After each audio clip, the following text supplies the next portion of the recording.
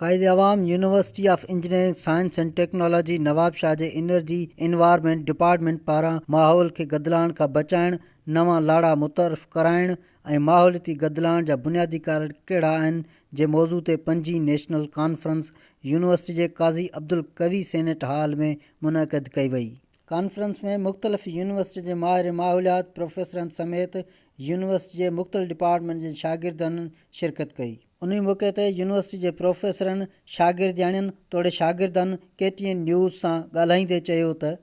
मां इसरा आहियां from 19 department energy environment and हीअ असांजी न 5th नेशनल कॉन्फ्रेंस थी रही आहे जंहिंमें असांजूं एनर्जी एंड एनवायरमेंट सां रिलेटेड इलाही मतिलबु असांखे इंफॉर्मेशन मिलंदी ऐं स्टूडेंट्स इलाही रिसर्च कंदा जंहिंसां असांजो कॉन्फिडेंस वधंदो ऐं असांखे फ्यूचर में उहो इलाही कमु ॾींदो। इनमें जेके भी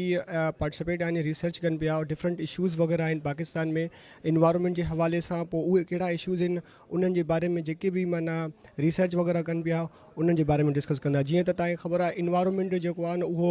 इम्पॉर्टेंट आहे फॉर दी हेल्थ इंसान जी ज़िंदगी लाइफ जे लाइ, न सिर्फ़ु पाकिस्तान लाइ पर पूरी दुनिया लाइ। ऐं हिन में हींअर ताज़ो ई 2 इंटरनेशनल लेवल ते कॉन्फ्रेंसिस बि थी चुकियूं आहिनि, COP27 जे नाले सां, ऐं जनेवा में कॉन्फ्रेंस थी जंहिंमें क्लाइमेट चेंज जे हवाले सां तमामु घणो जेको आहे सो डिस्कस कयो वियो। ऐं इहे जेके इशूज़ आहिनि क्लाइमेट चेंज जे हवाले सां इहे दुनिया खे ईंदड़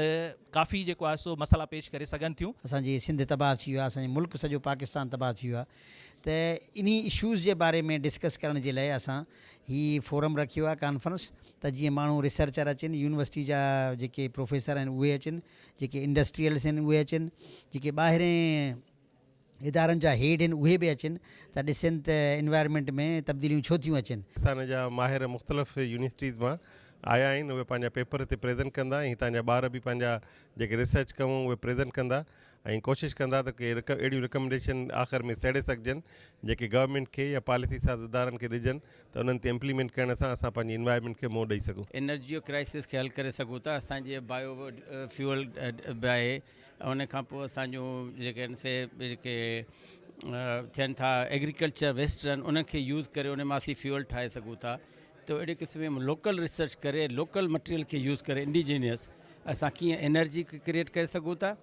प्रोड्यूस करियूं, त जीअं असां लोकली सस्ती जेका एनर्जी पंहिंजी प्रोड्यूस कयूं। उन सां अलावा जेको इन्वायरमेंटल इफेक्ट्स आहिनि ऐं ॿोॾि जे करे ॿियनि शयुनि जे करे,